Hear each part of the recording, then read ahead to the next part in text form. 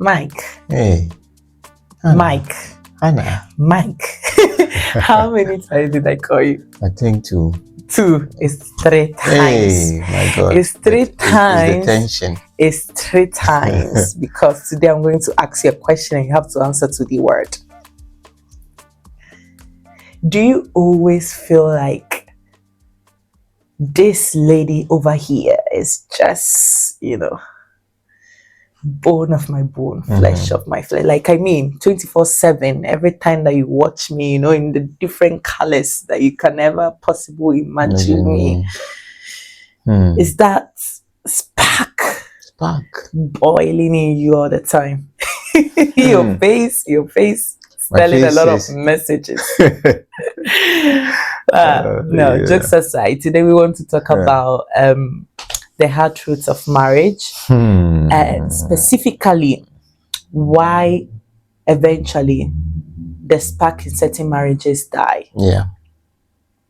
So we want to, love, I just want to make it an open conversation. Yeah. Just feel free to start from where you want to start from.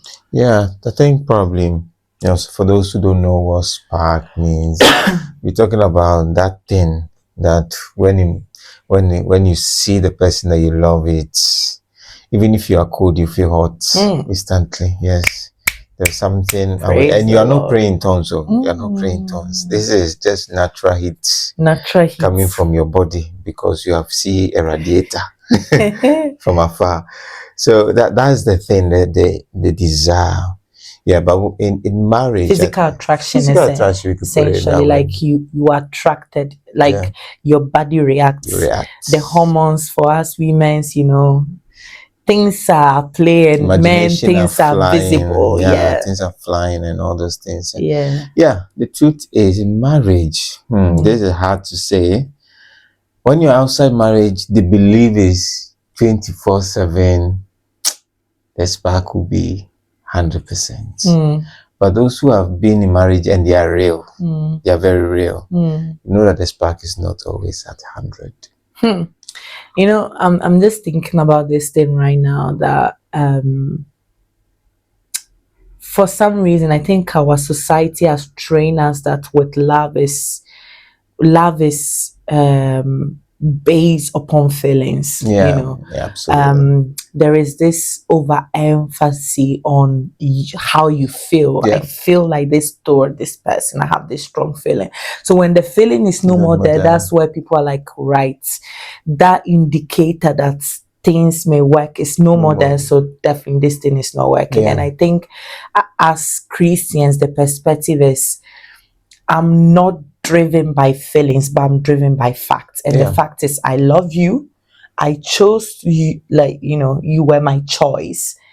And I will have to lead my feeling towards that fact rather than allowing the feelings to determine the facts. Yeah. If that makes sense. Yeah, absolutely. I just want to chip this in. Today I was reading an article. Was this lady who have married for 20 years. And for the first 10 years of her marriage, she thought that she was so happy. And then suddenly she realized that she wasn't happy. So she was seeking for that happiness, which is 100% based on the way she felt in the marriage. So being a marriage where she was just married one person, she thought to open up her marriage. So the husband also agreed. So that they started experimenting outside. And as they kept on experimenting, they get to the conclusion that it's best if they separate. Of course. Because the feeling, it is. So I brought this in because there is this idea of feeling that seems that needs to govern the marriage and rule the marriage. The marriage, that if that thing is no more, then it is enough reason to take other actions. But how do we get there? That's the thing. The question. The question, like, how is it that I meet you? Yeah. When I met you, I'm, bubbling up. I'm excited to see you. I can't wait for you to call me. Your messages make my heart, beats. Your I love you just, it feels like a breeze on my body. And then to that stage, like, what happened? What are people who are outside marriage need to know? about this thing? Yeah, I think one of the confusion that we tend to have, and probably is not taught, is that relationship goes through stages. Relationship goes through stages. The way I meet you the first day, because it's the first time, there is a certain excitement, and that's very normal. It's the same thing when you get a present for the first time. It seems that you want to use it. Give yourself 2 weeks. Already you have become familiar with it. And let's use phones for example. You buy a new phone, nobody should touch it. Nobody should touch it. It shouldn't fall on the ground. You cry if you fall, and then after a month, that's my phone. Or Yeah. what fell down my phone? Or But that does not, and that's the key point, that does not nullify the fact that you need it. So there's a feeling that is built initially to keep it to the excitement of it, but the core reason of the motive you got the phone is that you need it. You see, and that's the same thing when it comes to relationship. When people connect for the wrong reason, then when that reason ends, they will end the relationship. So we have to understand what are the things that make things, end wrong. And one of the things is routine. When you get married, you enter into routine. You can't avoid it. It's part of life. Everything. And is that part of I believe that routine is that part that people don't see when you are maybe in a relationship, dating, courting, because that routine, that person does it by themselves. So they are going to work by themselves, they are eating, and then in between maybe they will text you. So you are just seeing the portion of him, just the text parts. And then the video call. On a video call, you may have a grasp of what they are doing, but you are not really in the moment with that person. So when you get to live with the person and then you're doing everything together, they are, there is no news. Everything that is happening right before you. You are all seeing it.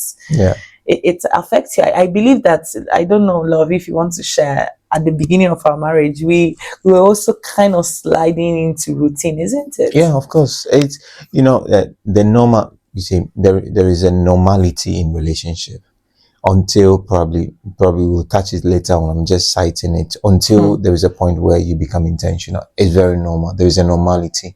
If you just let it go, there's a trend that you will follow. So we realized it. We started when you do counseling, these things are not, they won't tell you because it's so peculiar that sometimes you don't. Some people may go through some so sometimes you don't tell you. But the point is this, that as we started, we are excited, finish honeymoon, you have come back, then 1 week, 2 weeks, I have to go to work, you have to go to work, our time schedule. And then that's the place where reality, normally say the reality hits. And when reality hits, I think that the problem of routine is to begin to pick up on each other. Why have you not done this? As if it is the person who is causing the issue. But then that's where if your initial reason of being together is not strong, there is no conviction. Now you begin to run on a system of failing, and then the system of failing will run out, and then you run out, and then you run out of the marriage as well. That's very powerful, love. That's really powerful. I'm just thinking about digging into why this spark will fade off, even to the point of dying. And I'm thinking about something very practical, and now I'm going to be very strong, and some people may not like what I'm about to say, but I think it's important to continue to develop ourselves in marriage. Some people marry and then self-care gone, like from morning to evening, you will not bath, and your partner will come, the same clothes that you were wearing, you use the same clothes to sleep. You may have even shed some sweats during the night. You are wearing the same clothes to evening. Like how should the spark be there? Yeah. Or sometimes how you just buy the perfume to use it when you are going out, and you'll be going out probably just once a week, but then you are home, the perfume is there. Why don't you spray it so that it will fuse the house? And the guy comes in, something is hitting me. Oh, he likes doing that. That's why he's using the example. Even before sleeping, he will just so that in case there is any deception, as soon as she heard the perfume, my husband is around. And I love the smell actually. Yes, it's nice. It's true. It's true. Smell. Well, unless people are like allergic, but smell plays a part in, because it brings it reminds you, it creates atmosphere. It's powerful. Yeah. So no, definitely, like on a serious matter, like personal care, I'm just thinking also, from an African perspective, most times women tend to neglect their physique, with a skill like I'm a mother, but like you're first a wife, eh? Yeah, exactly. Thank you. You are first and foremostly a wife. So it's true that men should not, this should never be the basis of entitlement, because I've had very sad, situation of men insulting their wives for how they look. That shouldn't be the case. I think men should be understanding to the fact that women's body changes. Even birth aside, when women are going through menstrual cycle, for example, there is a lot of bloodness, so they may look in a certain way at a point and then a bit slimmer. So there needs to be understanding to that. But the bottom line is also that the mindset should be, let me work on myself. The person has complained, I miss how you used to look like. You were slimmer, you were this, you were that. Instead of finding excuses, I'm just growing. We need to work toward that thing together to make that spark survive. The worst part is those who take it as an offense. You are so it means that you don't like me anymore. That's also difficult. So you force difficult. You force the person to keep quiet. In other words, then they don't like you, and then they begin to look outside. And then you question why. At times it's just little adjustments. Being willing to listen to the hard criticism, and then trying to work both toward the place where you are both happy of yourselves. I think personal physical care and personal care are areas that can actually affect. And I would probably, the third one is when you begin to grow apart in ideologies and of interest and passion as well. Sometimes, and that's where I think the centrality of joining yourself with somebody is very key. Believing that I like your ideologies, I like what you are passionate about. Some people say, I just like him, but what he does I don't like. How will you survive? You should really like what he's doing as well, because the person that you like now will be transformed by what he's doing. And then, as the Bible says, as a man thinketh in his heart, so is he. And out of his heart, the abundance of the heart flows the issues of his life. So whatever thing that the person is doing is actually who he is, essentially. So you don't really like the person. Exactly. It means that you are attracted by something, but then when you start living together, that thing is his passion, his life will come out. So when you begin to grow apart from passion, I do this, you do this, everybody is on their own, you are pursuing career. The only thing that is joining us, if they have kids, is their kids. That I think that's sad. When you hit that reality of life, that you find out that the only thing that is joining you and your partner is your kids. You have gone to a red flag in marriage, big one. Is there any remedy? Like, how do we come out of that?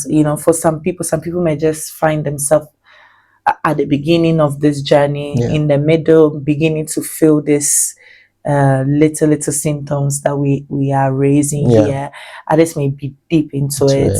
Like, what's the way out? I think number one, we can start with, intentionality, to be very intentional. You see, that's where we were talking about stages. People, honestly, the truth is people don't know about stages in marriage. They don't know. They don't know that there is a stage where criticism becomes normal. There's a stage where his annoyance becomes normal. There's a stage where the passion is normal. So there are things that fluctuate, and it can happen throughout. One day you can go through that cycle, but that's where, when you become conscious of what a relationship can cause, then you when it happens, you are not taken unaware. That's the intentionality side. Okay, I know this. I know what I'm feeling, but I also know that I love her. I know that I love her. So I should That's be what the able, Bible says, isn't it? Yeah. I think it's 1 Corinthians 13 verse 7, that love perseveres. So being persistent, that yes, whatever, but I love her. I love her. So because I love her, I need to make this thing work. Yeah. I think intentionality is a mindset. It's a mindset. I can't fail. My relationship can't fail. No. This thing must work. I chose it because and this is where we are implying that it's God's design and will for the two of you to be together. So you are with that mindset. We are in this because God wanted it, so it must work. It must work, exactly. And that's the key thing. Is, scripture tends not to talk about marriage in a feeling form. No, the scripture tends to talk about marriage in a mindset perspective. Wow. It's like persevere, is persistent, it's patient, this is long suffering. It's like those are results of a mindset. It's like, I'm feeling weak. For example, I'm feeling weak, but because of, you see, reason has come in. Reason is not a feeling. Reason is a process of thought established well, on which you can refer things to even when things become difficult, and they sparkle things. So that's where sparkling comes in. When your reasons are strong, the reason becomes the sparkling thing. Okay, so that's the key thing. When we don't know the game of the mind, we will allow feeling to take over, when sometimes logic has to take over in marriage. When sometimes rationality has to come in. Be very rational. Why don't I like it? For example, for a man that you flip from, say, one woman to another woman, you have lost the rationality that it is the same. They have 2 breasts, they have 1 vagina, they have 2 ears, they talk. It's the same thing, but you are just not rational about the composition of what you are living to seek for the same thing.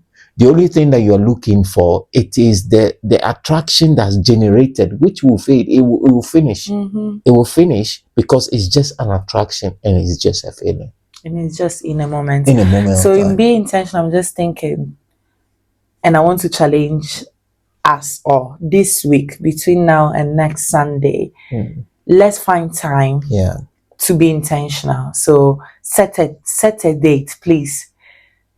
Talk to your husband, your wife, and say, this time in this week is for me and you. And just sit. Don't talk about your finances, your plans, ministry, whatever thing that you usually talk about. Just make it a time to know yourself.